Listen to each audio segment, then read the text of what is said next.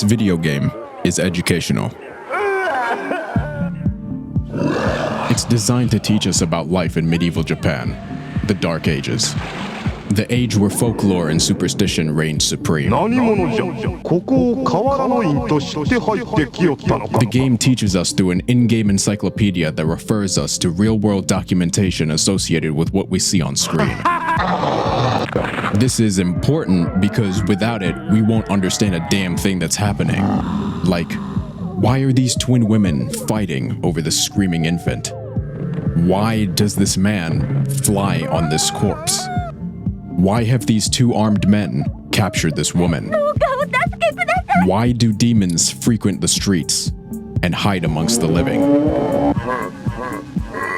What have I done to deserve this afterlife? Or this one? These questions and a ton more will be answered on our journey to the Imperial Palace, through the city, and 5 other realms.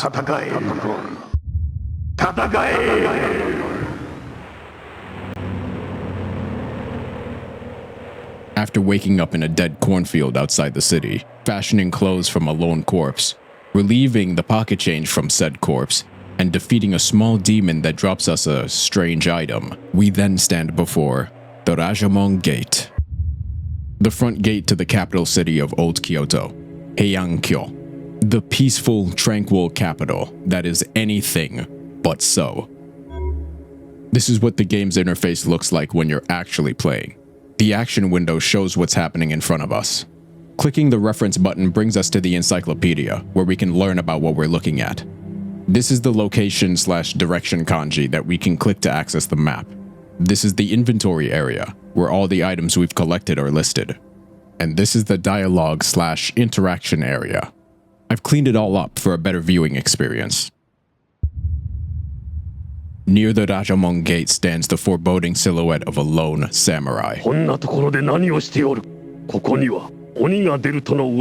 He urges us to leave this dangerous place before noticing the strange item we hold. The samurai recognizes his lost amulet, a symbol to show that he is one who combats demons.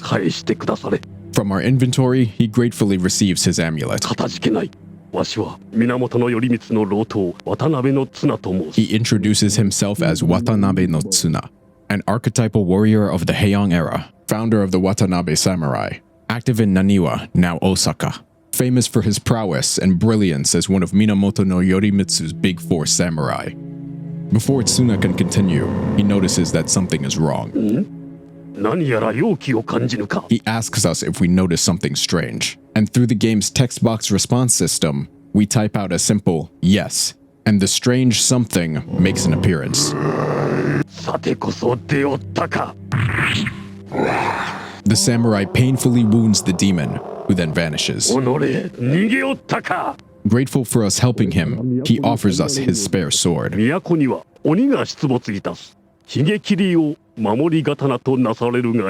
Higekiri, or the beard cutter. Not the most intimidating name, but it's a weapon, and we'll need it.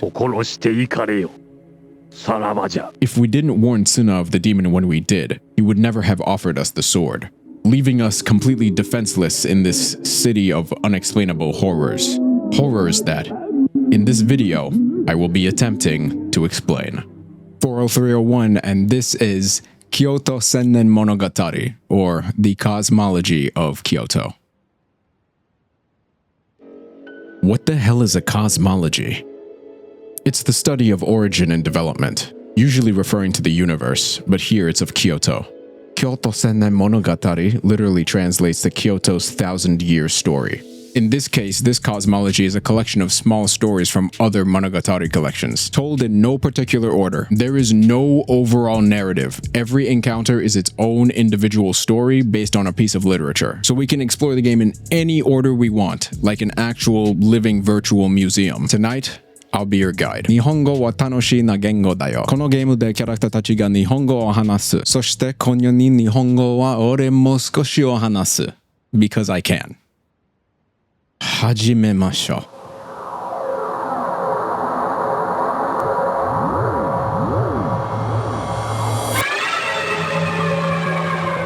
The The city of Heian-kyo, the then capital of Japan, and a past iteration of today's Kyoto. Many obstacles restrict access to many parts of the city.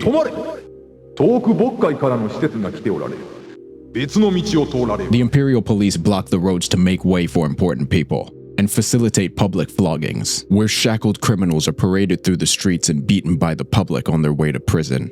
This event currently blocks the main road to the imperial palace.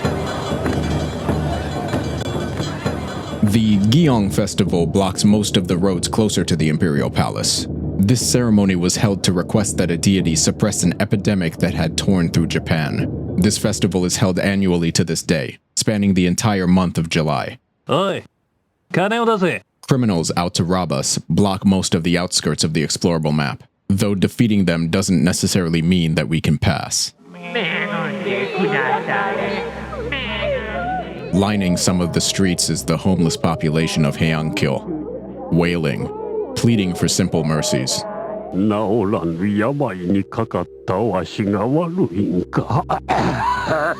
This one reflects on the morality of the people who abandoned him to suffer his illness alone.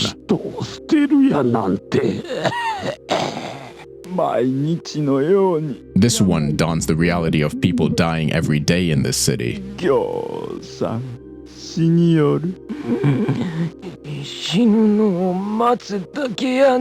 This one accepts his fate of impending death and blames his karma, which is a very important concept in this mostly Buddhist city. Apparently, even your class can't save you from this fate, as this one points to the corpse of the former noble next to him.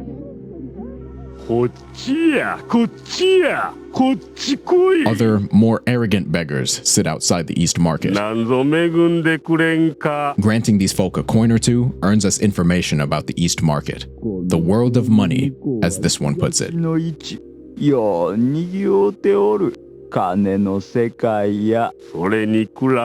The other tells of someone in the Eastern Market called Madam Moneylender. He wishes for someone to kill her, so that she can suffer hell itself, probably because he owes her a great deal of money.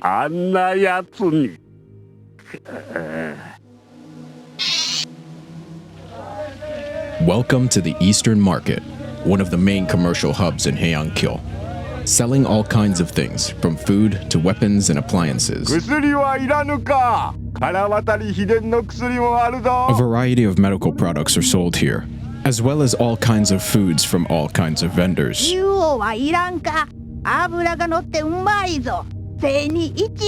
There is something very suspicious about this specific vendor and her basket of fish, but we'll come back to her later.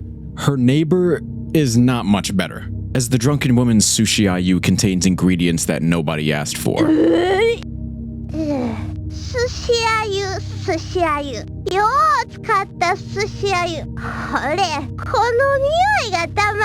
Yeah, 大丈夫。でも、店名はまずい。しね、お願い。いらっしゃい。Is a phrase we will constantly hear shouted throughout the market. It's a shorter version of irashaimase, a phrase used by shopkeepers to beckon patrons to their shop.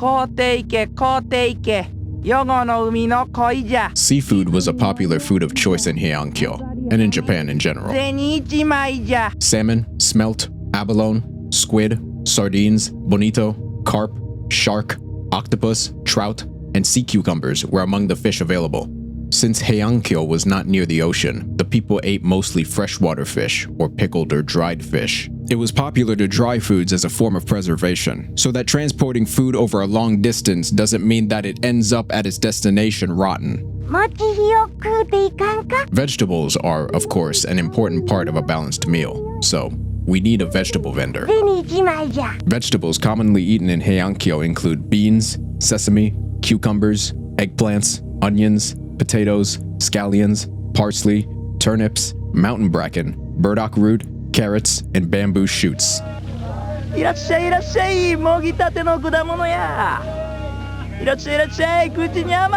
Of course, you can't have your vegetables without your fruits.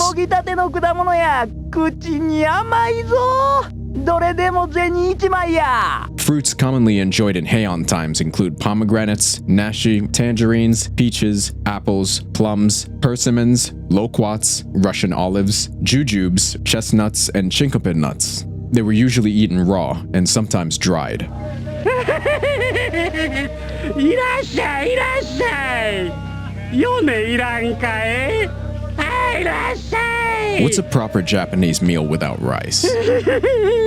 あんた、米と塩はいらんか？銭と交換じゃ。いくらでもええぞ。 Glutinous rice steamed in a basket and non-glutinous rice boiled in a pot were the staples. Rice balls are known to have been served to commoners while banquets were in progress at the palace or at mansions of the nobility. Cooked dried rice was carried on journeys, and soupy rice gruel was sometimes eaten. Commoners sometimes mixed vegetables and other grains into their rice gruel, and also ate starches such as barley and cooked chestnuts. This vendor sells various appliances, most notably a kettle and a horned wash basin, a common tool used for washing one's hands. それは釜じゃ。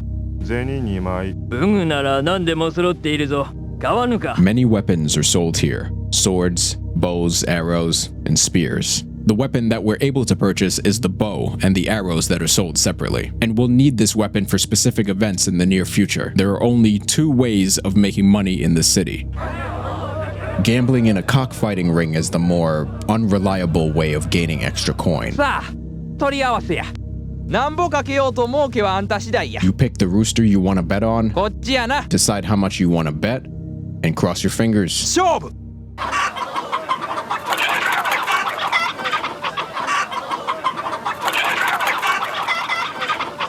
惜しかったな。 That's too bad. It's almost like gambling is a bad thing. Cockfighting is a form of entertainment in which a pair of trained fighting cocks are released and viciously attack each other. In ancient Japan, cockfights were traditionally held during the 3rd month of the lunar calendar. A more reliable, although questionable way of getting money is visiting Madam Moneylender. このお人が東の市の貸上様じゃ。慈悲深いぞ。 The women introduce the moneylender, boasting her kind heart. 金がいるのか。 Madam Moneylender asks us if we would like to borrow some money, and we say yes. 貸すのが飽きない。 She says that she's happy to lend us what we need, but requests something from us as a form of security. Our gifted beard cutter sword is the only thing on us, so we go to hand the weapon to Madam. あんた、それで切るつもりか。 The Madam becomes visibly stressed, fearing that we intend to cut her with the sword. それで切るつもりか。 Responding to her question doesn't seem to do anything. Only sheathing the sword calms her, and she goes on to accept the sword as a security for the loan. えらい、もん持ってるやないの。 She gives us 3 fucking coins for the damn sword and almost giving us a heart attack. それが相場じゃ。 Good lord. One part of the Book of Sicknesses describes a woman who became rich as a successful moneylender in the Shichijo neighborhood of heian-kyo, near the eastern and western markets. She grew extremely fat as a result of her obsession with eating delicacies, and had great difficulty moving about. She is pictured using crutches and sweating profusely. And just to be clear, we will have the sword for the rest of the game. I'm just trading it here for showcase purposes. Investigating dark roads and destroyed or abandoned areas have the chance to leave us face to face with a demon.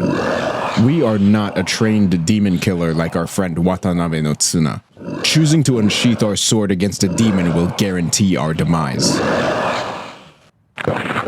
Dying is one of the most interesting parts of this game, as it's not as simple as in most others. Buddhism teaches that each living being endures repeated deaths and rebirths in the 6 realms of existence. The condition of each birth and life in these realms of suffering is said to be determined by the karma or actions in preceding lives. The 6 realms are hell, hungry ghosts, animals, asuras, humans, and heavenly beings. So our karma level in the game at the time of death determines what realm we are reincarnated into. And in Buddhism, the afterlives, or your stay in other realms, is only temporary because of reincarnation. Even a stay in hell, while it's very, very long, is still only temporary. The cycle of reincarnation is called the transmigration of souls, the perpetual repetition of birth and death in the 6 realms, which is believed in Buddhism to be experienced by every living being according to the law of karma until perfect enlightenment, or Buddhahood, is reached. Throughout this video, we will die several times and we will experience all these realms, starting with the highest realm, the realm of heavenly beings.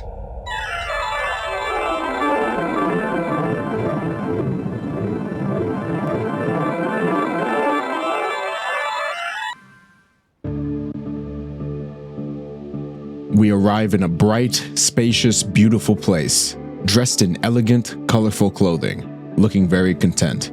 The entire atmosphere of this place overflows with peace and tranquility, like the happiness we feel now will never end. Until it does. The realm of heavenly beings, the highest of the 6 realms of existence. These beings are divided among the worlds of desires, of form and formlessness. In the heaven of the 33 deities, one heaven in the world of desires, there are 5 signs of the decay of life and happiness. The garland on the head withers, the robes get dirty, the armpits sweat, the sight fails, and the joy of being in heaven fades.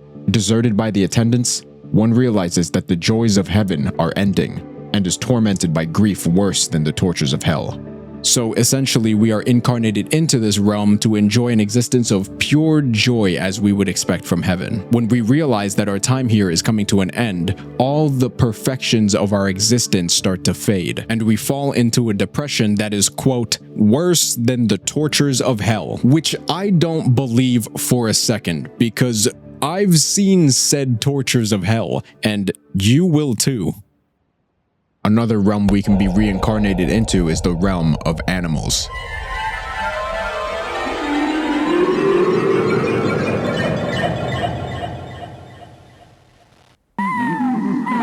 This is a realm where we will exist as an animal. We see in black and white, because we are a dog. When approaching the poor homeless folk from before, we are shooed away without a second thought. So we leave, and instead approach this corpse. Getting close, we gain the attention of a larger, angry dog. It approaches us and proceeds to attack us in classic dog-eat-dog fashion. The realm of animals. The 3.4 billion species of birds, beasts, and insects mostly live in the oceans, while some live amongst humans, or heavenly beings. They pass each day in fear, for they continuously wound and kill each other, and are prey to fishers and hunters, undergoing the torments of half an eternity only to be killed at random. Humans with no capacity for reflection, who receive kindnesses from the faithful but give nothing in return, are rewarded with incarnation as animals. And now, how about I give you all a glance at the hells? Yes, hells, plural. There are a total of 8 levels of hell that we could be reincarnated into if we were found to have been a deplorable human deserving of very cruel and very unusual punishment. As the levels descend, they get worse and worse. Let's start off with the first 2 levels. Level 1, the hell of constant revival. The first and least torturous of the 8 burning hells, and the closest to the human world, lying about 8,000 kilometers below it. It is 80,000 kilometers in height, width, and breadth, with 16 outer chambers positioned outside the 4 gates of its 4 walls. Those who killed a living creature sometime in the past fall into this hell, where they are tortured to death and then revived over and over again. 1 day and night here is equivalent to 50 human years, and life lasts for 500 years, it is said. Those who have fallen into this hell constantly encounter hostile fellow sinners, and tear at each other with metal claws until their bones are stripped of flesh. Or the demons of this hell beat them from head to toe with iron rods and clubs until they are pulverized like grains of sand. Or else with sharp swords they slice up their bodies like chefs preparing fish. Then a cool wind arises and returns the sinner to their original state, and the tortures recommence, it is said. So, this place already sounds horrible. You endure the worst possible tortures just for your body to be renewed so you can go through all of it again. I guess the only thing you would ever have to look forward to is that cool gust of wind that renews your body. But I don't know how long that lasts. Like mentioned, there are 16 chambers in this level of hell. There are only a few listed in the game's references, like the Chamber of Burning Vats, an outer chamber of the Hell of Constant Revival, reserved for those who killed the living being and cooked and ate it sometime in the past. The sinners are put in iron cauldrons and boiled like beans, it is said. I guess if you're a carnivore that enjoys cooking their meals in the Hell of Constant Revival, it will indeed be you who will be cooked. Next, there is the Chamber of Whirling Swords, reserved for those who in a state of passion killed the living beings sometime in the past. Inside iron walls 80 kilometers high, red-hot iron clubs pour down like rain, and flames far hotter than the fires of the human world constantly rage. Anything that touches these fires for the briefest moment turns to dust.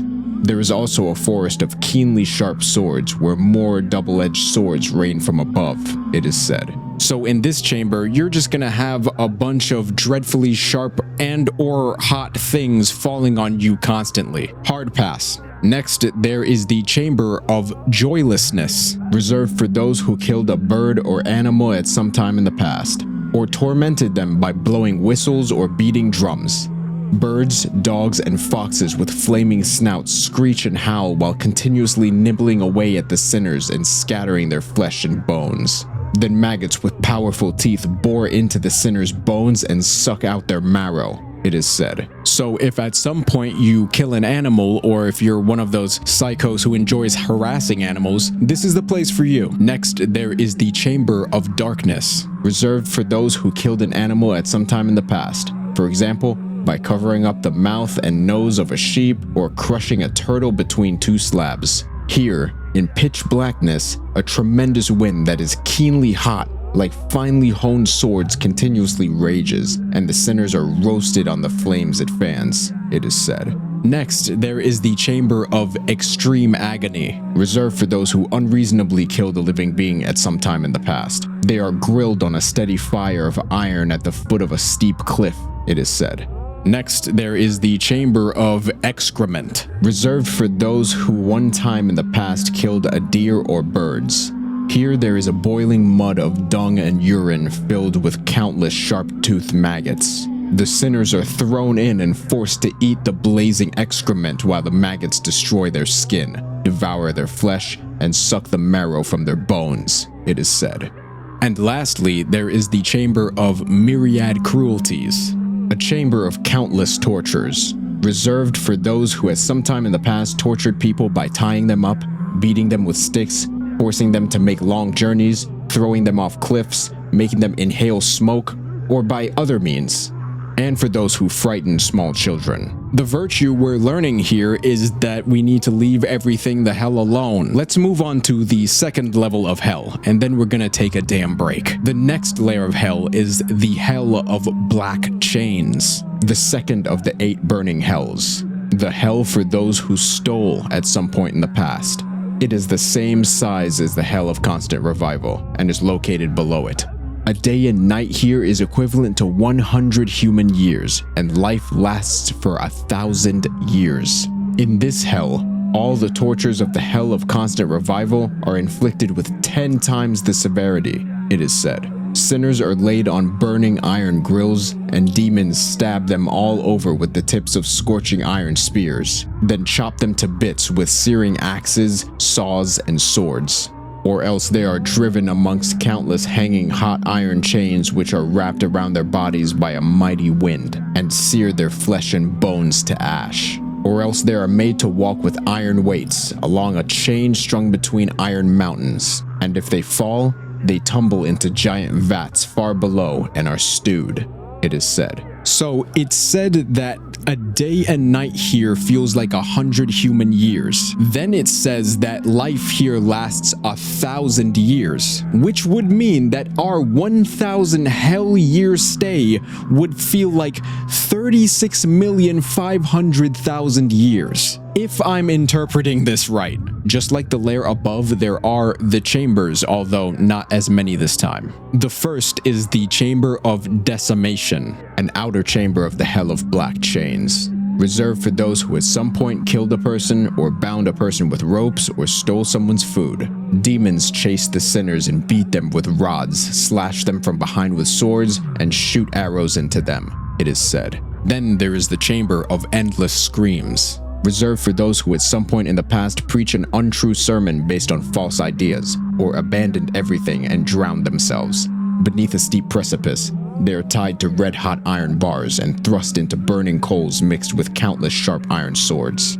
Or their bodies are torn to ribbons by dogs with flames spouting from their fangs, it is said. I love how everything is just a salad of pain and horror. Like, we're thrown into a bunch of burning coals, mixed with assorted sharp metal objects, drenched in fire and unhappiness. Like, it's never just one thing, it's always everything at once. Which I guess is appropriate, but I think we've suffered enough for now.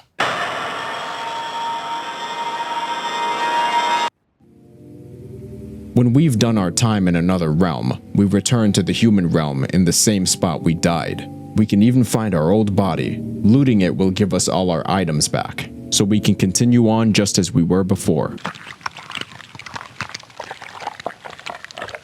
Now, let's meet some of the prominent historical figures of heian-kyo. At the other end of the market stands a man surrounded by onlookers, chanting an unfamiliar phrase. 南無阿弥陀仏。このお方が空也お上人様や。井戸掘ったり橋かけたり。 The locals introduce the man as Kuya, a Buddhist saint, a man who travels to help others and share Buddhist teachings. ありがたい話も聞かせてくださる。あなたも聞いていきなされては。 We approach to listen to Kuya as he speaks of a place called the Pure Land. 極楽浄土を思い描きなさい。地獄。ガキ、畜生、アシュラ、人、天からなる六道輪廻の世界を離れ、ナムアミダ仏、ナムアミダ仏。 This is a chant that we will hear all throughout this game. It's a practice called Nenbutsu, the spiritual practice of taking refuge in Amida Buddha, the Buddha of boundless light and life, and the creator of the Pure Land. Refuge is taken by both chanting Namu Amida Butsu and inwardly contemplating his virtues and form. Prior to the 10th century, Nenbutsu chanting had long been seen as a means for delivering the soul to the Pure Land. Kuya popularized it as a method open to all and stressed its efficacy for rebirth as a Buddha. Like I said, we will be hearing this chant a lot throughout the game, and we'll even have opportunities to take part in the chant through the text box. But not all Buddhists practice the Nenbutsu. Others have different focuses, like this next man. Being charitable to one of the street beggars from before earns us some useful information. ありがたいことじゃ。お前さん、日蔵というお坊さんに会いなされ。 The feeble man tells us of someone called Nichizo, another Buddhist priest who we can find on his way to his temple, the Toji. 何かご用でございますか？私は日蔵と申します。 This man is extremely important. Without him, we will be at the mercy of any demon we encounter in this game, aka we'll die a lot. We accompany Nichizo to the Toji Temple, where a form of Buddhism called Shingon Buddhism is practiced. 日蔵でございます。開けてくだされ。 Doken, now named Nichizo, is a 10th century Buddhist monk who practiced Shingon Buddhism, a major school of Japanese Buddhism. The Toji is where the medicine or healing Buddha is worshipped. After spending some time at the Toji Temple and taking part in some ritualistic practices, Nichizo asks us if we would like to become a priest of esoteric Buddhism. このまま密教僧として仏門に入られますか？ When we accept, he gifts us a sutra, わかりました。お守りにこれをお持ちください。 a scroll of Buddhist scripture. It's arguably a weapon more useful than a sword. Here's why. When faced with a demon, we cannot escape the encounter. It's either we vanquish the demon or we die. Like I explained before, the sword is useless here. Only opening the sutra scroll has the power to repel or even destroy the demons in our path. Buddhists are not the only spiritual practitioners in this city. There are people of a completely different creed. In the middle of this road stands a strange-looking table. それに触れてはならん A strange man appears from our left, screaming for us not to touch the table. お主何をしておるそれに触れてはならん The man claims to be casting a yin-yang spell to rid the place of demons. He tells us to leave, for our own sake. 早々に立ち去れ He then sits by the table and begins a furious bout of chanting. This must be a way of... 立ち去れと言うておるのがわからぬか I think we should just leave him alone for now. The man is Kamo no Tadayuki, a 10th century yin-yang master, praised in the Konjaku Monogatari as unique for his time combining classical literary skills with surpassing ability in yin-yang divination. The yin-yang divination is a system of beliefs and practices based in the theories of yin-yang and the 5 elements. Very popular in the Heian era, when attitudes towards the natural world were based largely on sorcery and vengeful ghosts. The Bureau of Yin-Yang was a part of the government.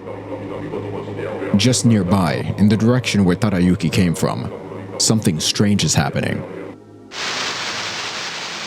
A group of demons huddled around a corpse, the green one patting the chest area. Suddenly, the body is regenerated and appears to be a person again.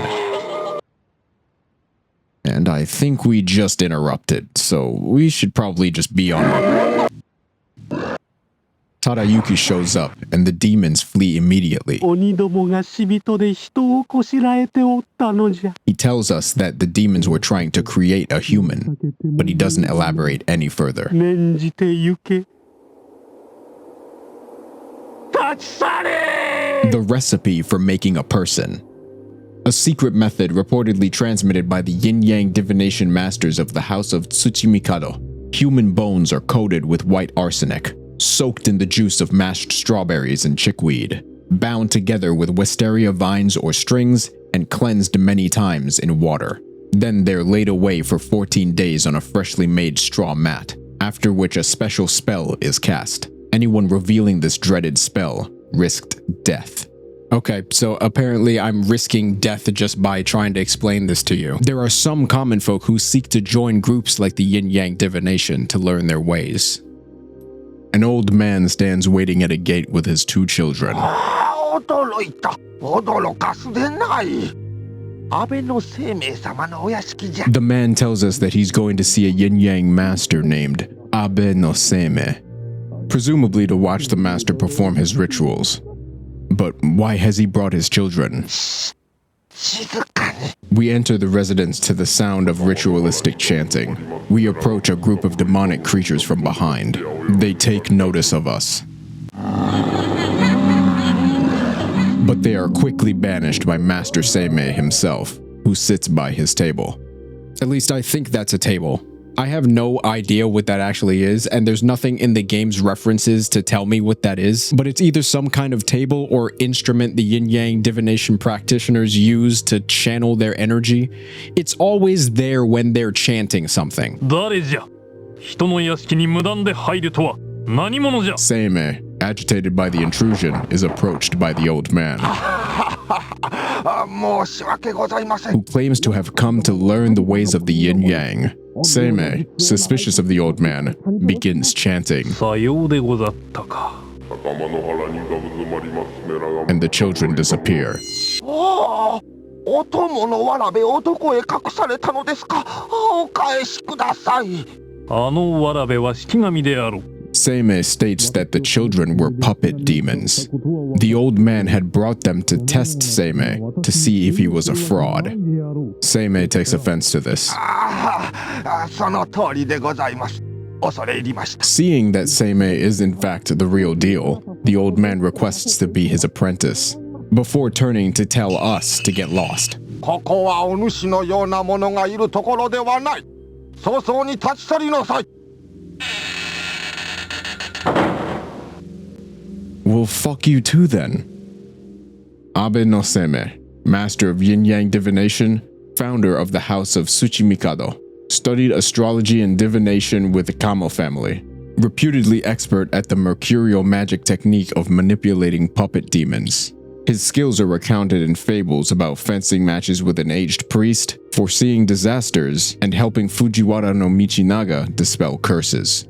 Unlike the yin-yang divination's focus on banishing curses and demons, the Buddhists of the city are more focused on making sure that people's souls pass on to the Pure Land. A group of men chanting the Nenbutsu echoes from behind this gate. A pavilion of Buddhist monks surrounding someone, chanting endlessly. Namu Amida Butsu, Namu Amida Butsu, Namu Amida Butsu. Namu Amida Butsu, Namu Amida Butsu. Nenbutsu o yamete wa ikemasen. An elderly man who lays on his deathbed is instructed to keep chanting the Nenbutsu, or he will not be reborn in the Pure Land. The elderly man continues chanting. Genshin dono, Genshin dono. Until he is greeted by Amida himself. The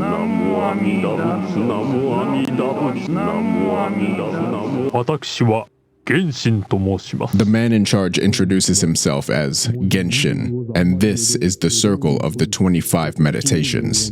Although we were not acquainted with the departed, Genshin asks us to join in the Nenbutsu as a sign of respect. And we're able to do just that through the game's text box. Namu Amida Butsu.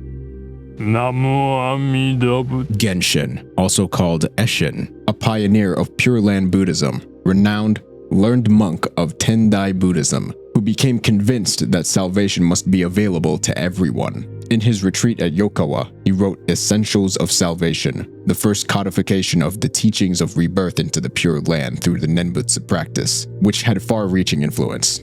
He also invented a powerful new style of religious art known as Pictures of the Six Realms, and was an organizer of the Circle of the 25 Meditations, a Nenbutsu practice group founded in 986 by 25 monks at Yokawa, inspired by the book Essentials of Salvation, named for their 25 methods which are said to provide release from 25 states of unenlightened existence. Meetings were held on full moon nights. A chief purpose was to assist the spirits of members who had died towards the rebirth in the Pure Land through concentrated Nenbutsu chanting.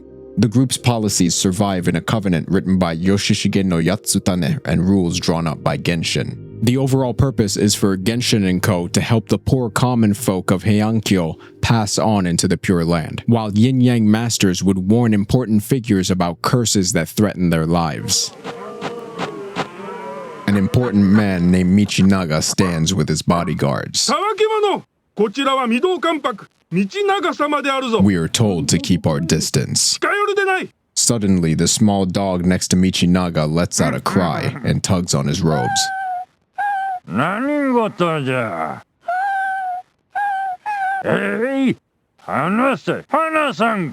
Michinaga, confused, tells one of his guards to bring Abe no Seme, before turning to us to ask if we know why the dog has become stressed. We answer no, because how the hell would we know?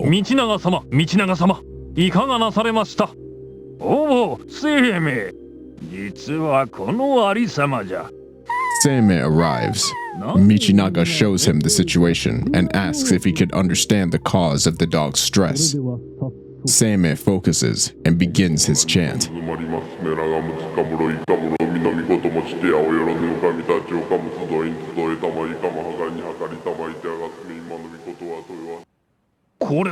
He realizes that something is here that threatens Michinaga's life. Buried somewhere here.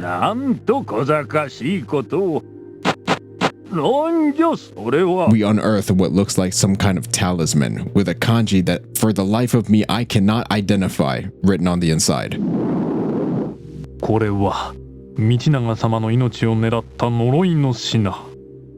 Seme reports that this object carries a spell that threatens Michinaga's life and warns him to tread carefully.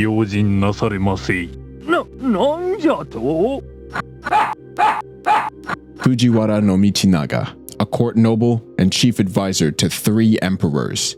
the undisputed ruler of Japan. At the height of the Fujiwara Regency, he described His Majesty in this verse. This world, I think, is indeed my world. Like the full moon, I shine, uncovered by any cloud. But even at the peak of power, he was tormented by illnesses and what were generally believed to be the vengeful ghosts of those he sacrificed to augment his authority. As in the scenario that just took place, it seems that everyone who visits heian-kyo is met with curses and misfortune, especially us.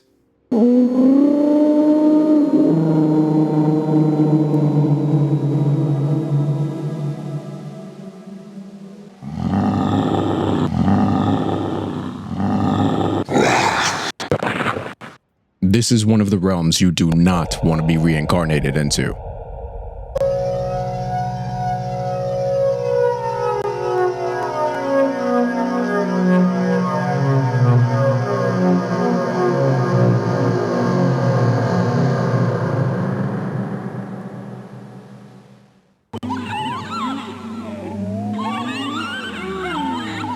We awake in a dark place, surrounded by strange alien-like sounds. Turning, we see a number of grotesque creatures, skin and bones with bloated stomachs. Characteristics of starving people. They, or we, are exactly that. You can see them gnawing on bones, licking the dirt. We can even see this one, desperately trying to eat the air in front of them. This is the realm of the hungry ghosts. Hungry ghosts are born in various forms. The lifespan in their realm is 500 years. People who were stingy and greedy or were envious of others in human existence are believed to sink to this realm. So in this realm, we are damned to 500 years of the pains of starvation. And if we do get something to eat, it's not something that is to be eaten at all. There are a few examples that illustrate what I mean. Those who were jailers and cheated prisoners out of food became hungry ghosts who eat nothing but flames from the cremation of corpses, and can never get enough. Those who cut down other people's shade trees or trees growing in monastery gardens become hungry ghosts who live in tree trunks and suffer continual crushing. Some hungry ghosts have long hair hanging down over their entire bodies, and each strand is as sharp as a sword and slices the body, or it all turns to fire and fries the body. Some give birth each day and each night to 5 children, whom they promptly eat, but they are always hungry. Some split open their own heads and eat their brains, while others spew fire from their mouths to attract moths, which they eat. And others find their food only in water left over from cleaning up dung and urine. How lovely. It seems that the only thing that is edible without consequence are moths. It says that one would breathe fire to attract them, so I guess the breathing fire part is the consequence because that would hurt. I mean, we're not fucking dragons over here, so never mind, it's all bad. Some hungry ghosts are always dying of thirst, but whenever they come across a river and hurry towards it, nasty demons beat them with clubs and the river turns to fire and dries up. Other hungry ghosts have mouths as tiny as the eye of a needle and stomachs as big as mountains. So even if they find food, they can never eat their fill. Others can eat what food they find, but it turns to fire, cooks their bodies, and spews back out. Just imagine for a second that you've been in the desert for hours without water. You miraculously find a cold running fridge in the middle of the sand. Inside that cold running fridge is a metal bottle full of water, but there is no cap to take off. You have to drink the water through a needle coming out the top. Bro, I think I'll just be a decent human. I don't need this kind of stress. I think we've suffered enough for now.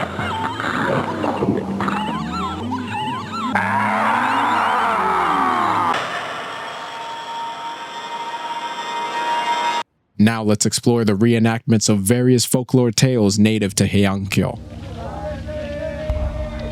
2 armed men have captured this young woman. 私は何もしていない。私と違う。やかましい。盗んだ金を出すんや。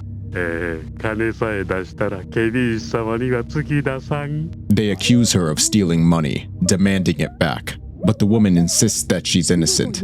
She calls out to us. そこのお方、どうかお助けください。なんやお前。 One of the armed men asks if we plan on helping her. And we respond yes. We have two options. We can try to pay them off, or we could choose violence.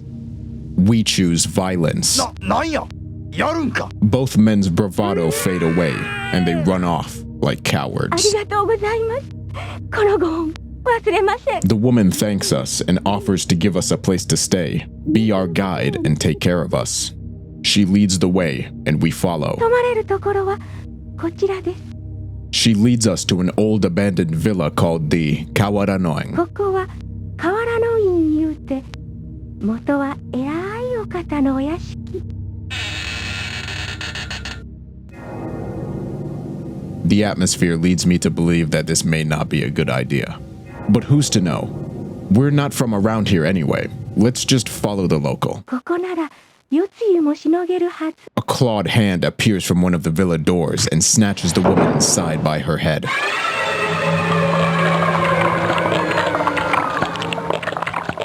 We are prompted to reach for our sword.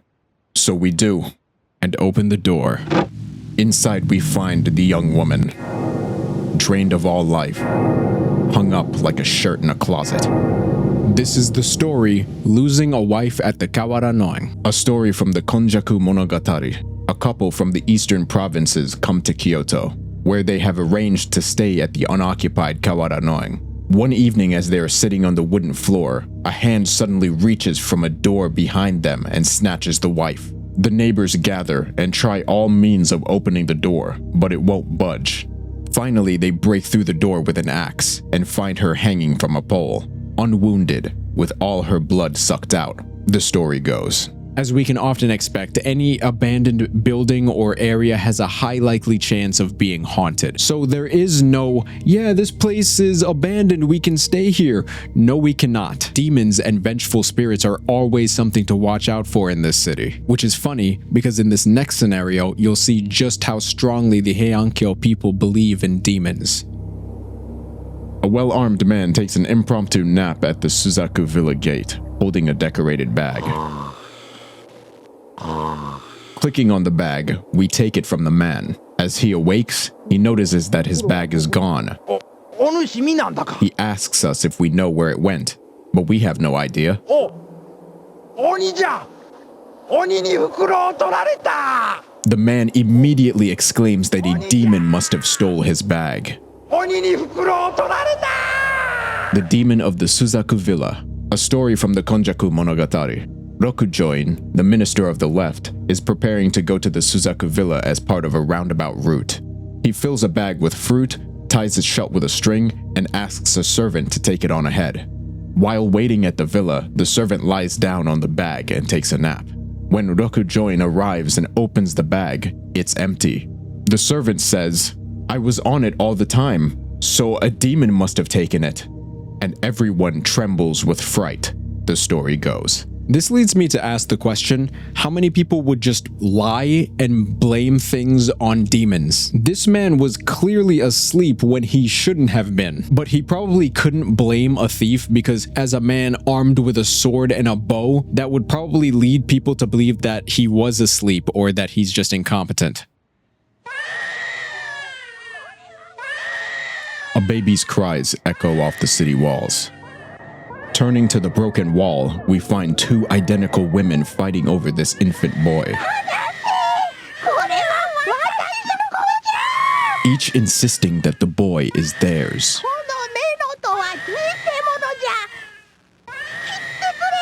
One tells us that the other is a fake and to get rid of her. The other tells us that the other is a fake and to get rid of her. We're prompted to draw our sword, and so we do, to make the choice of who to be rid of. Both being identical, there really is no choice to be made. But we choose to cut down the woman on the left.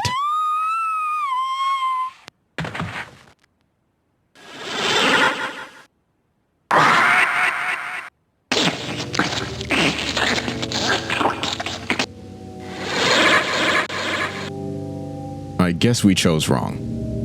The fox as a nursemaid, In a story from the Konjaku Monogatari, a 2-year-old child is playing with his wet nurse at the home of General Minamoto no Masamichi near Muromachi Koji. Suddenly, the child begins to scream very loudly, and the wet nurse also shrieks. Masamichi runs in to find 2 identical wet nurses tugging the child back and forth by the hands and feet. Assuming that one must be a fox, he draws his sword and runs at them, and one of the nursemaids vanishes into thin air, the story goes. I don't really know what to say about this scenario. I mean, there is nothing to say. You saw what happened. There's nothing to say about this other than, yes, foxes are known to disguise themselves as humans in Japanese folklore. Hence why Masamichi assumed one of the nursemaids was a fox. How about a more light-hearted story? 心ないことなんという心ないこと An elderly man cries out from a distance. 草を食べる馬の尻を打っただけでございます。 The elderly man cries for this horse as the man in white had struck its rear to hurry its grazing. さらずとも。なんという心ないこと The old man deems it a cruelty, saying that the horse could be a reincarnation of one of the man's parents for all he knows. それを打つとは He condemns the man's actions, despite the horse not seeming to care much. これは知らぬことで。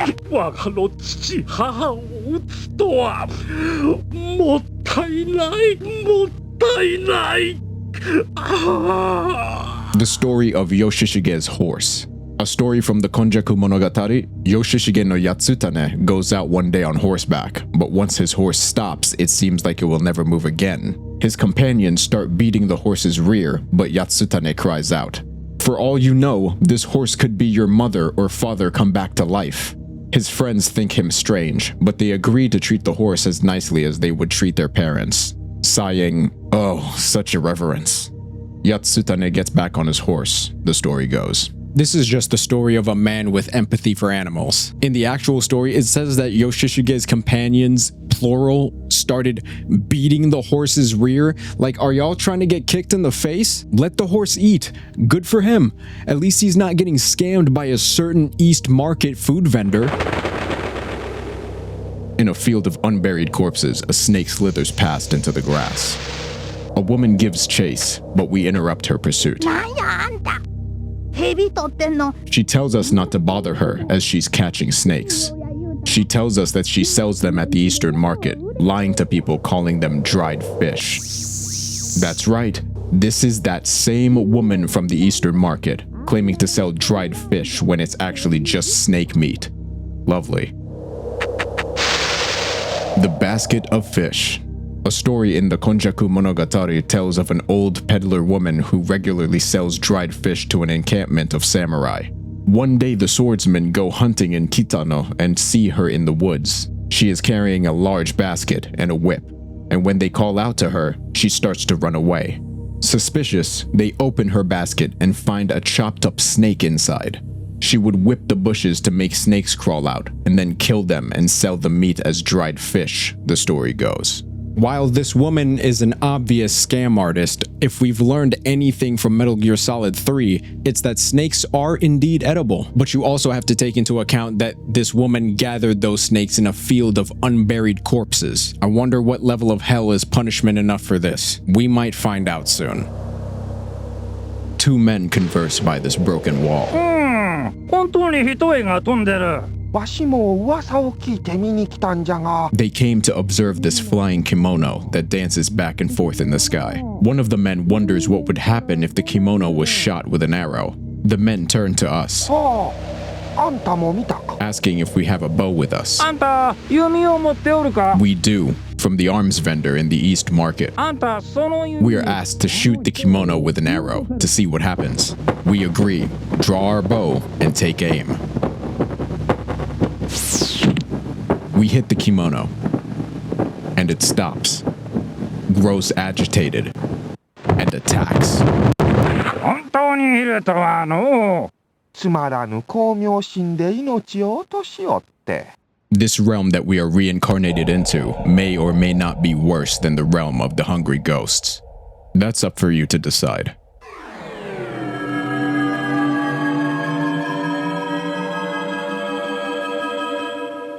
We awaken as an ugly humanoid creature with 2 small daggers in hand. We are frightened by the sudden boom of thunder around us. We move to the left and are faced with a large, 4-armed, 3-faced demon who commands us to fight as we shudder in fear.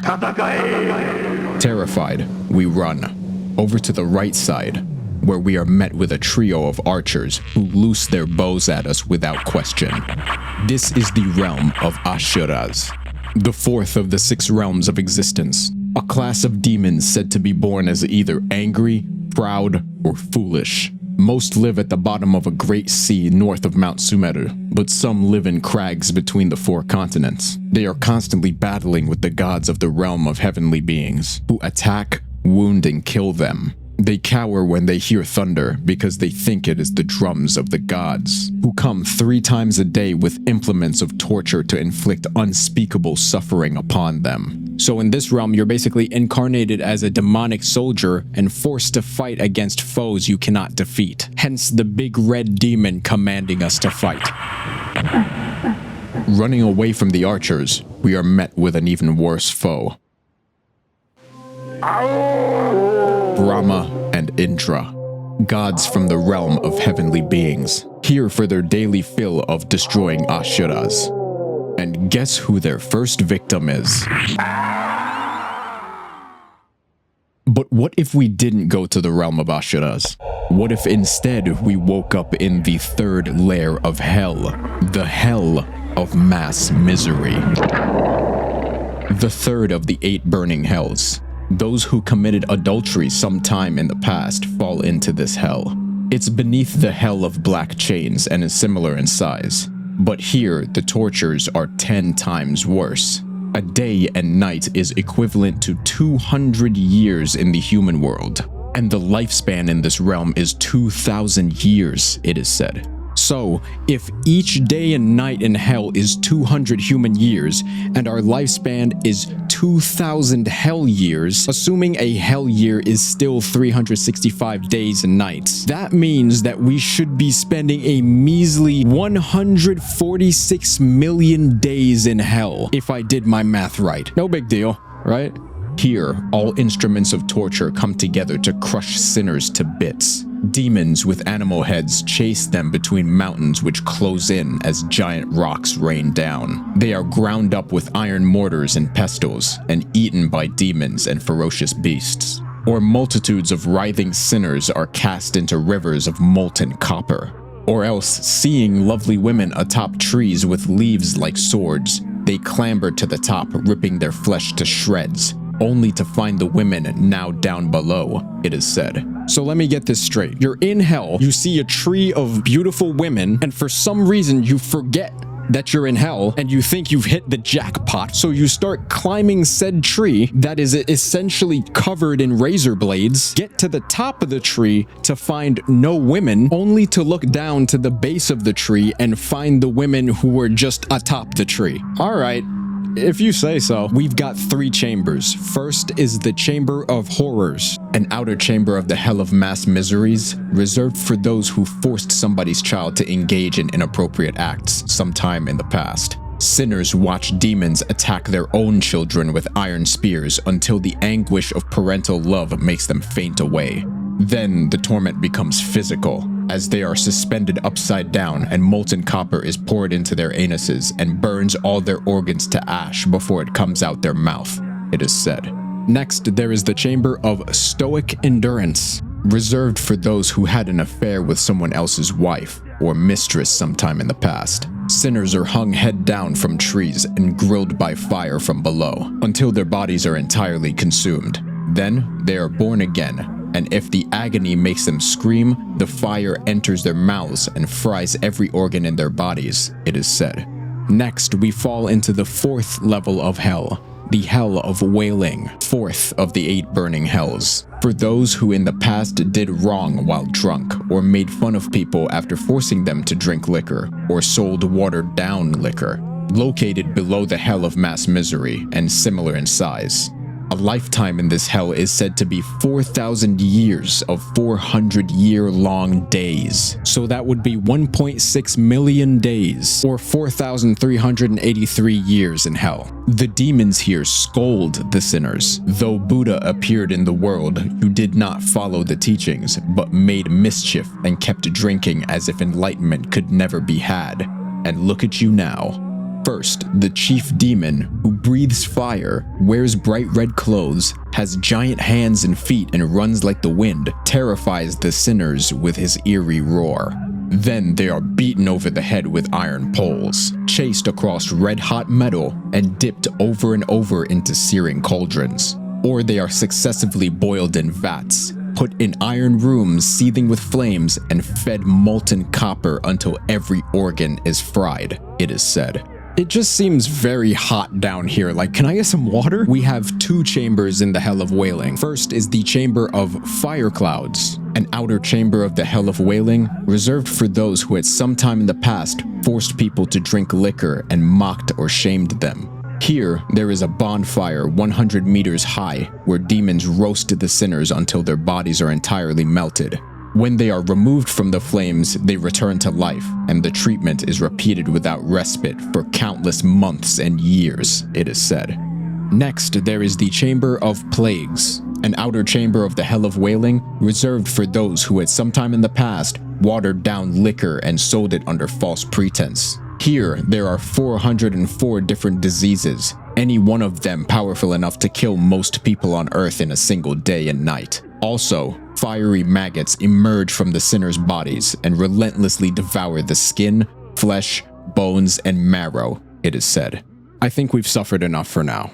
Back to the city.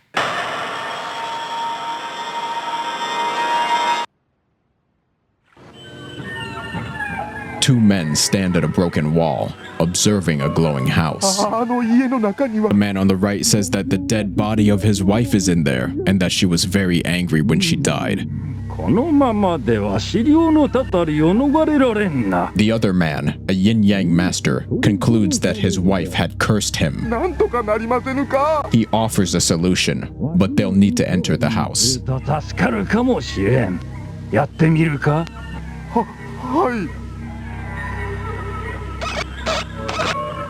The body of the woman lies still on the floor in the house. The yin-yang master requests that the man straddle the corpse while he watches. It's what he said. The man reluctantly obliges the bizarre request and straddles the corpse. The corpse becomes agitated and begins flying around the room violently while the man is still on.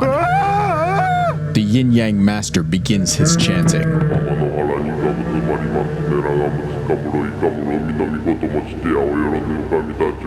The corpse calms down, and all is well.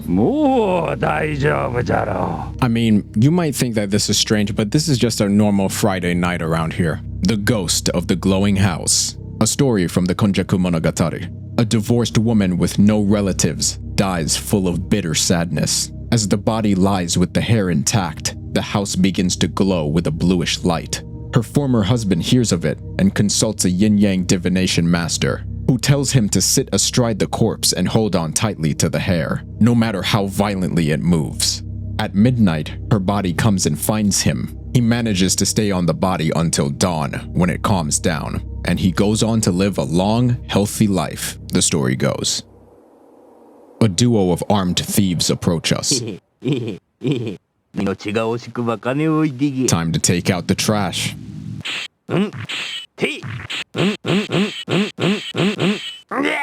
We best the first criminal, slicing him across his face.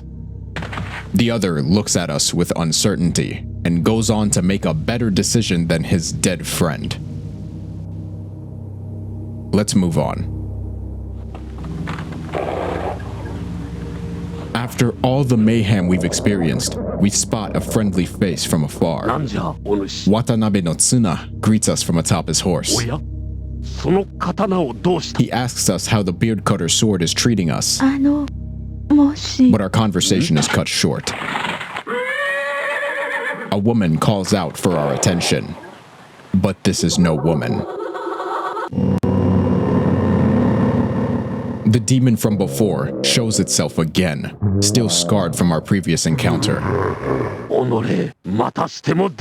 Tsuna attacks, backing the demon off, but breaking his sword in the process.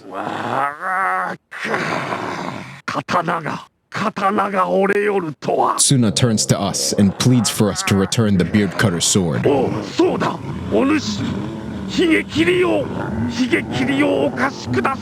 rearm the samurai, and he goes on the attack.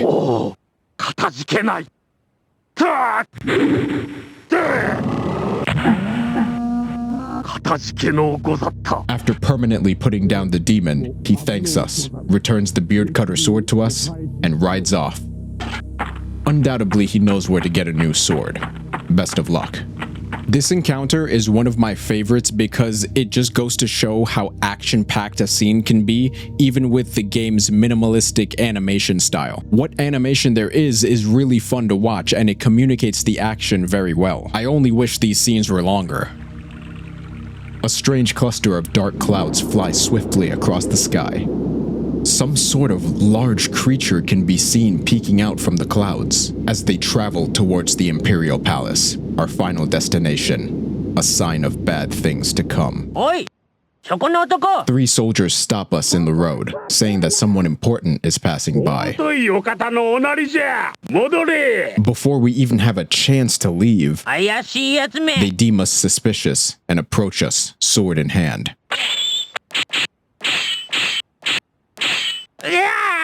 One goes down, and the other steps up. The second we cut down as well. Dumbass number 3 steps up. And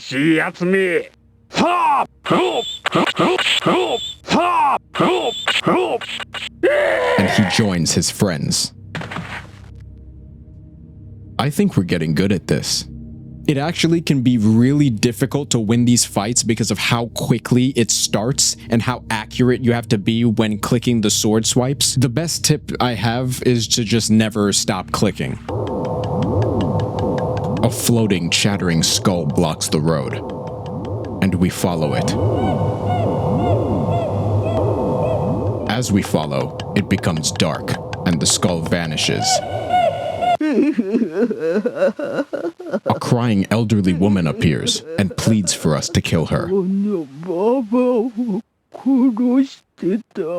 saying that if we do, we will be welcomed into the Pure Land. We grant the old woman her wish.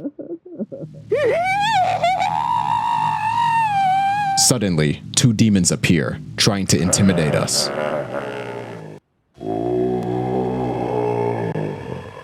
But as soon as we draw our sword, they leave. Then, the face of a younger woman appears, laughing sinisterly. Listen, I know a damn demon when I see one. I draw my sword once more and cut down the beast in front of us.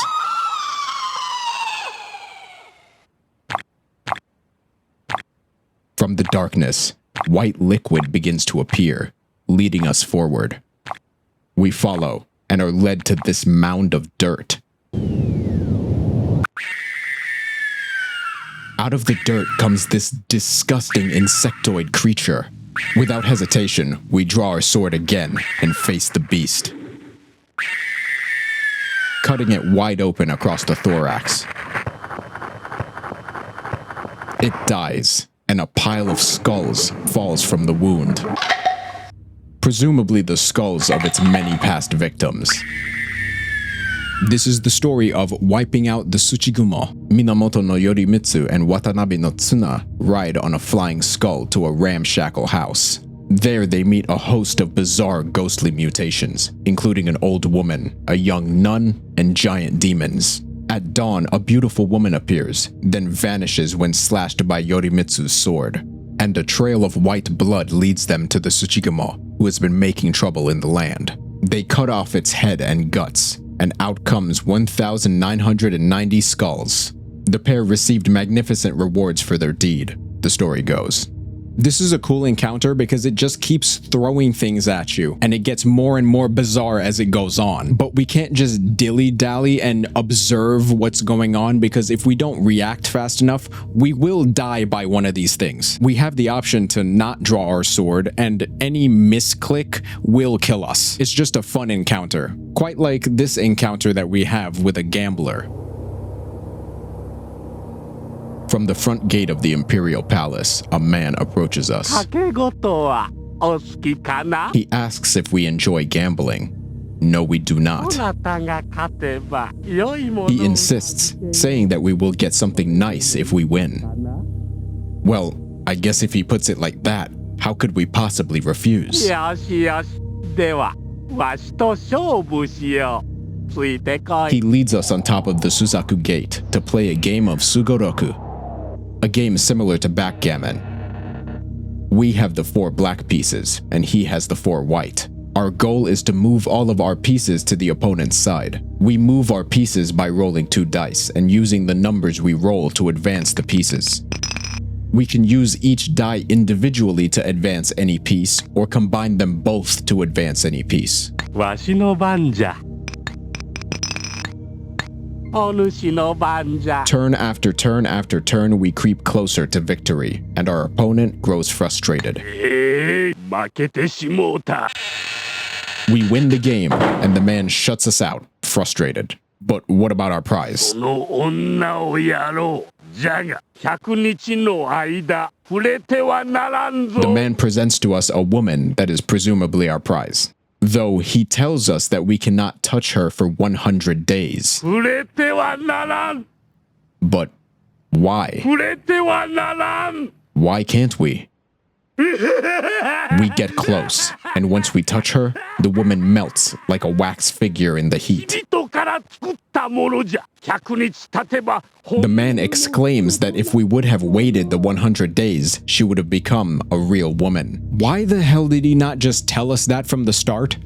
In the book of Haseo, a man challenges the Sugoroku expert Kino Haseo to a showdown. He bets a beautiful woman, and Haseo bets his fortune, and they start playing on top of the Suzaku Gate. Haseo wins game after game. Finally, in his fervor and frustration, the man takes on the form of a demon. The next day, the demon delivers a beautiful woman and says that she must not be touched for 100 days. Haseo loses control after 80 days, and when he embraces her, she instantly turns to water and flows away, the story goes. Outside of the insane scenarios among the citizens, the streets of heian-kyo are usually very quiet. Usually.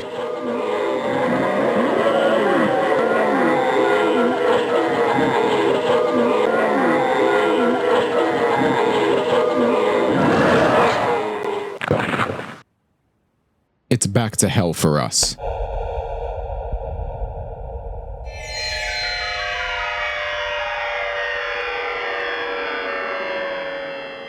This time, we've fallen to the 5th level, the Hell of Greater Wailing. The 5th of the 8 burning hells, the one for liars, beneath the Hell of Wailing and similar in size and tortures. But the suffering here is said to be 10 times worse than all the suffering of the 4 higher hells and their respective 16 outer chambers. One lifetime here is said to be the equivalent of 8,000 human lifetimes. The demons warn the sinners. For lying, we bring out fires stronger than anything. Fires that can burn up oceans. Fires that can consume people as if they were dry grass. So if a lifetime here is equivalent to 8,000 human lifetimes, and the general life expectancy for Heian, Japan being around 40 years, that means that we're here for a total of about 320,000 years. That is 116,800,000 days. There's no overall description of the tortures, so let's just move on to the chambers. First is the chamber of stabbing, an outer chamber of the Hell of Greater Wailing. The mouths and tongues of sinners are pinned together with red-hot needles so they cannot cry or scream, it is said. Then there is the chamber of infinite torment. Demons pull out the sinners' tongues with crowbars. Then the tongues grow back and is pulled out again. The eyeballs are also pulled out in the same way, and the body is sliced up with razor-edged swords. it is said. The next and sixth level of hell is searing hell, the sixth of the 8 burning hells, beneath the hell of greater wailing. Persons who held wicked thoughts or believed incorrect ideas at some time in the past fall into this hell. It is the same size as the 5 higher hells, but with fires so intensely hot that the flames of the higher hells seem like fog or snow. A lifetime in this world is equivalent to 16,000 lifetimes in the human world, it is said. So again, with the Heian life expectancy being around 40 years, that means we'll be staying for a total of 640,000 years in this hell. Sinners are laid on hot iron sheets and beaten and pierced from head to toe with searing pokers and turned into mincemeat. Or they are roasted above giant iron cauldrons until their front and back sides are charred beyond distinction. Or else they are pierced from anus to face with giant iron skewers and roasted again and again until flames shoot from their bodies. Or put into blazing cauldrons and cooked clear through to the marrow of their bones, it is said. I'm convinced that the demons of hell were all just failed chefs in their previous lives. The first of the chambers is the Chamber of Winds, an outer chamber of the searing hell, reserved for those who believed in false ideas sometime in the past. Sinners here are blown by a tremendous wind and whirled around in space until their bodies can no longer be seen. Then a sudden wind of surpassing power pulverizes them and scatters the dust. They are again born and blown around and scattered, and the cycle is repeated for ages, it is said. There is the Chamber of Lotus Blossoms, which is a lot worse than it sounds. An outer chamber of the searing hell, for those who sometime in the past starved themselves in hope of being reborn in paradise or taught false ideas. While their own bodies blaze with flame, sinners hear their companions say, "Ah, there's so much water and cool shade." They run to find it, but fall into bonfire pits and are burned to a crisp, then are brought back to life for more grilling. They manage to find a pond, but it's full of flaming white lotus blossoms, which fry them anew, it is said. So you're telling me that I'll just be suffering in unimaginable heat just to hear some asshole enjoying refreshing cold water and shade, just to run over there and find no asshole, no water, and no shade. Okay, y'all are playing pranks now? I think we've suffered enough for now.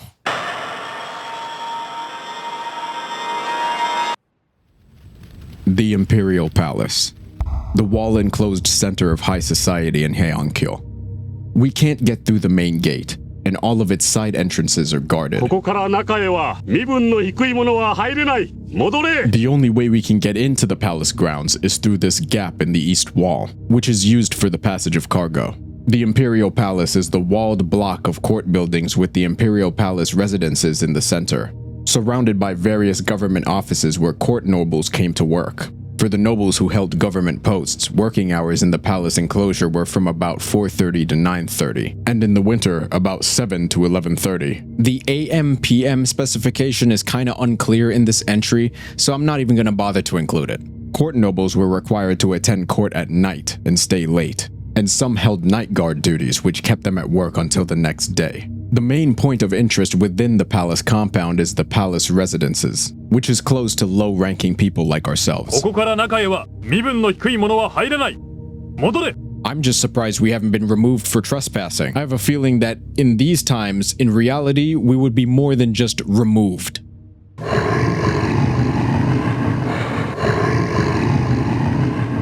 Within the palace grounds, we can find this demon hovering over its recent kill. It takes notice of us and attacks. But we have the Sutra Scroll, so we open it and vanquish the beast, leaving us with the body of this palace official. When we click the body, we strip the clothing and fashion ourselves in the robes of the late palace official. Now the guards won't stop us, and we're free to enter the Imperial Palace residences.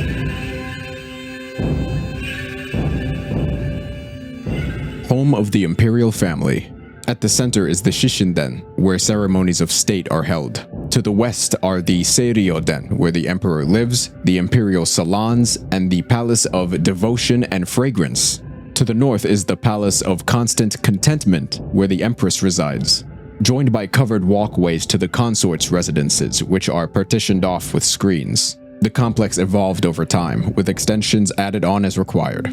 Inside the palace of the Purple Sanctum sits the active Emperor of Japan, Emperor Kamu, Japan's 50th emperor, who revels in the splendor of the capital he has built. A capital he admits to creating to protect him from the curse of Prince Sawara, an heir to the throne, accused of assassination and exiled. Emperor Kamu fears that he will become a victim of the wrath of Sawara's ghost. Emperor Kamu reigned from 781 to 806, moved the capital first to Nagaokakyo and then to heian-kyo. His reign marked a high point in imperial power and prestige, and he actively worked to establish legal codes as the basis of the government. Major achievements include sending an expeditionary force to drive Emishi Aborigines from eastern provinces, strengthening state control over religious organizations, and appointing Saicho and Krikai to influential positions. The throne room fills with oddly familiar black clouds. Thunder and lightning fill the room, and a large beast appears from the clouds. The beast is Nue, the Chimera, a mythical beast with a monkey's head, a snake for a tail, the torso of a badger, 4 tiger legs, and the call of a bird. The Chimera goes on its attack, darting around the room from cloud to cloud. We have to hit it with an arrow, and it is very difficult to do so. When hit, the beast falls, and the room clears. From here, we make our way through the Seryoden, the daily living area for the emperor, and make our way to an active conference room filled with court nobles. このところさっぱり雨が降らん。どうしたものじゃ。難儀なことじゃ。The well-fed men discuss citywide problems like the lack of rain and the resulting drought. 誰じゃ。何者じゃ。Oh, 失礼します。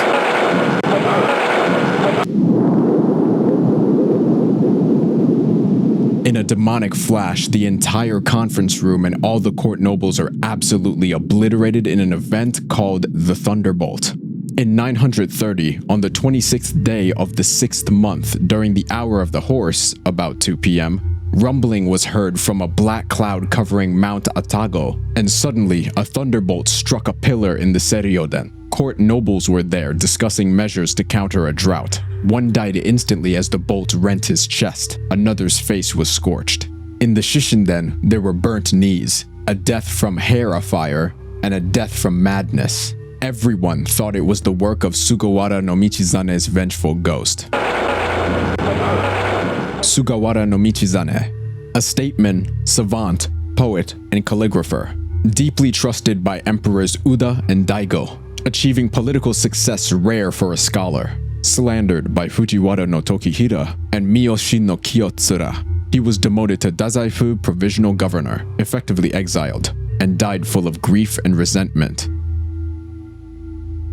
A ghostly figure appears from behind the rubble and walks off, moving into this room and shutting the door. Behind the door, we find Emperor Daigo, the 60th Emperor of Japan. そちは何者じゃ。地獄からの使いか。I know. Just remember that this game is like touring a museum. Nothing is really presented in any particular order. That's why we've met the 50th and 60th emperors of Japan within minutes of each other. Remember that this is not a single night in Kyoto. This is 1,000 years of Kyoto. Hence the name of the game. Emperor Daigo asks us if we are a messenger from hell, but we're just some guy. おお、そうか。それはよかった。 He tells us of Michizane's curse. He thinks himself outside of the scope of Michizane's anger because he appreciated him when he lived. だが私は道真を認めておったのだ。決して私に向けられるべき恨みではないはず。Either he is sadly mistaken or a victim of collateral damage. 道真。 The emperor succumbs to his wounds and dies in front of us. Emperor Daigo reigned from 897 to 930. With Sugawara no Michizane and Fujiwara no Tokihira as chief ministers, his glorious reign achieved political and administrative reforms. Forced by Tokihira to dismiss Michizane, he later suffered misfortunes believed to be the work of Michizane's vengeful ghost. including the early deaths of his son, the crown prince, and grandson. He abdicated shortly after a thunderbolt struck his palace and died a few months later.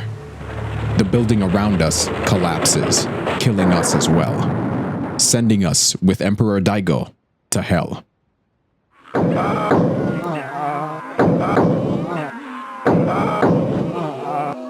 In the middle of our suffering, a monk on a white cloud appears from the sky. It's Nichizo. なんとおいたわしい。このような苦しい思いをなさっておられましたか。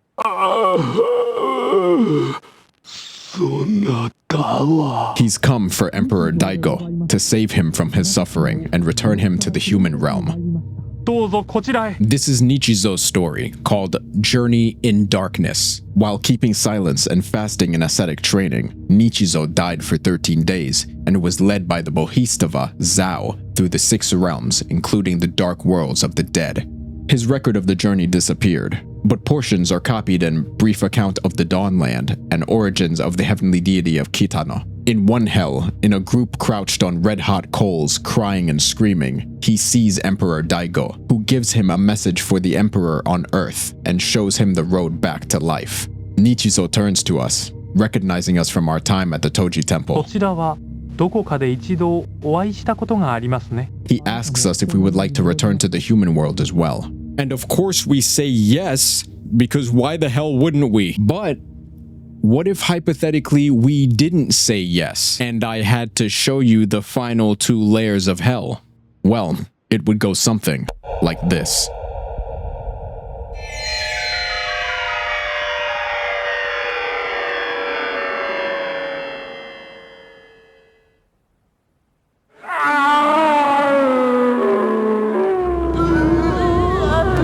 Greater Searing Hell, the 7th of the 8 burning hells, for those who assaulted a nun or priest sometime in the past. Below Searing Hell, with the same size and sorts of tortures, but with 10 times the suffering of all 6 higher hells combined. A lifetime here is half an eternity. As they fall towards this existence, sinners glimpse its awful demons and quake with fear. They are sucked in by winds, scathingly scolded by Emma, king of the dark worlds, and then assigned to a hell terrible enough to match their crimes, it is said. The only chamber listed in the game's references for this level is the Chamber of Every Agony, an outer chamber of Greater Searing Hell, reserved for those who, as ordained Buddhist priests sometime in the past, served liquor to women who were upholding the teachings, tricked them into having sexual relations, and gave them money or gifts.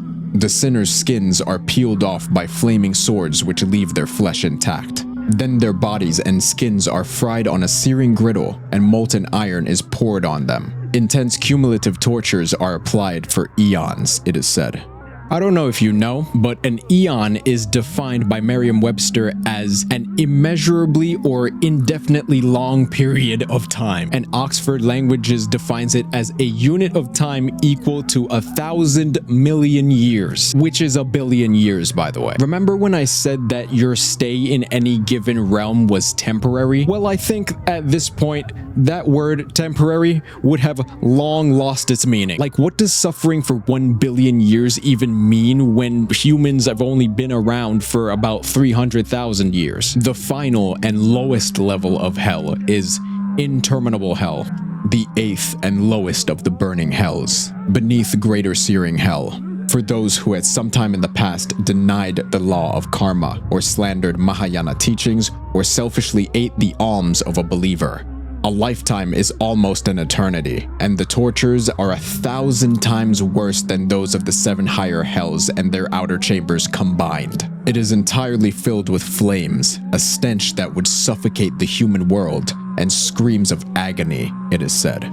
Sinners hang upside down for 2,000 years listening to the screams of others in hell. Then raging fires singe off their skin and flesh, and burn through to the marrow of their bones. Or they are sent forever back and forth across searing fields and red-hot iron mountains. or their mouths are pried open with crowbars and they are fed iron balls which sear away the throat and every bodily organ. The intensity of the flames fuses all sinners into a single mass, and there is never any rest period, it is said. There is an entire entry of just the appearance of interminable hell. This hell is guarded by 4 copper dogs 240 kilometers long, 7 iron castles, and 7 layers of iron cables.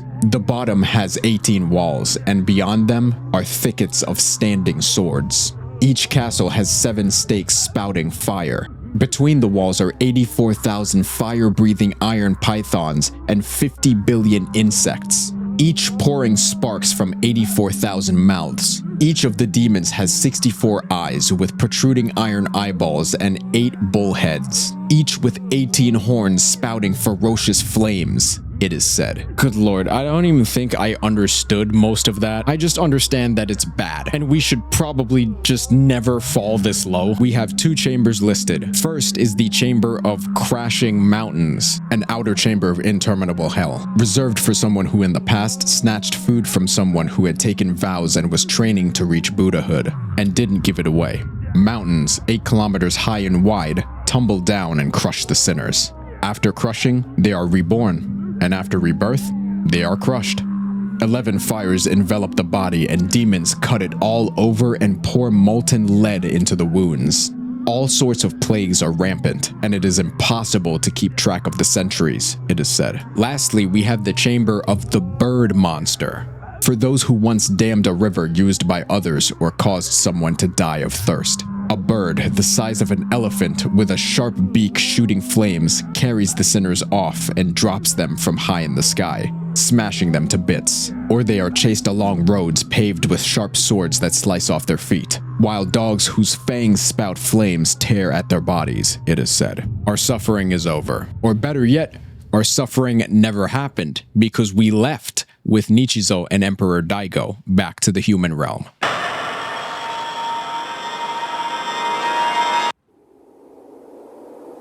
We return to the human realm, but not where we died. We are outside in a familiar field of corpses. In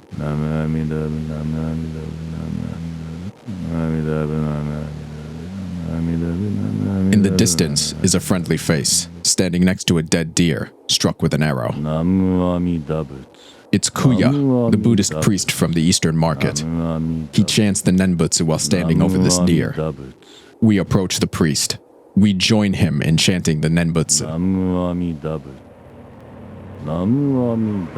And a bright light fills our vision.